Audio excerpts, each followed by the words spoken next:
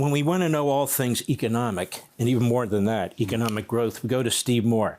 He's the co-founder of Unleash Prosperity, former President Trump economic advisor. Steve Moore, there's so many great things going on with our economy, and things are just beginning to percolate up as well.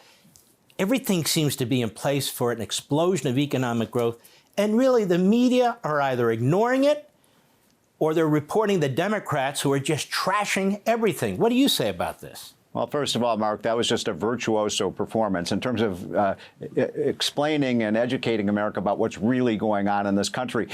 You and I, when you were talking about what's happening in the blue states versus the red states, you know what I was thinking in my mind? I was thinking about the old days. You and I are old enough to remember when you had an East Germany and a West Germany, and you had a North Korea and a South Korea, and people were moving from. Nobody moved from West Germany to East Germany. Many people died trying to get across the Berlin Wall. And this is sort of what we're seeing today, is this massive migration, Mark, out of these deep blue states with high taxes, high costs. You're right. The cost of just about everything in blue states is double what it is in red states. Maybe I'm exaggerating a little bit, but not by much.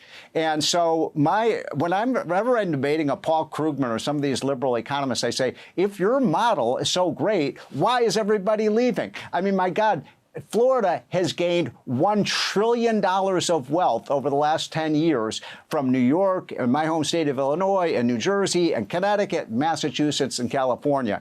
And so the most important thing that we do right now is make sure that we don't turn America into blue state America. Who's the front runner, by the way, for the Democrats for the presidency? Gavin Newsom? Really? He's a complete disaster for the state of California. So thank you for explaining that to the American people. Look, the Trump record on the economy is absolutely outstanding. And the data that just came in a week ago, falling inflation, more jobs for the economy. You're quite right, sir, that people's real wages are rising. I estimate that the average family in 2025, I'm talking people right in the middle, Mark, of the income spectrum, had about a $2,500 increase in their income above inflation. And you left out one thing, Mark, when you were talking about incomes. Don't forget, because of the big, beautiful bill, that adds about another $2,000 or $3,000 of take-home pay to families. We're talking about $5,000 or $6,000 increase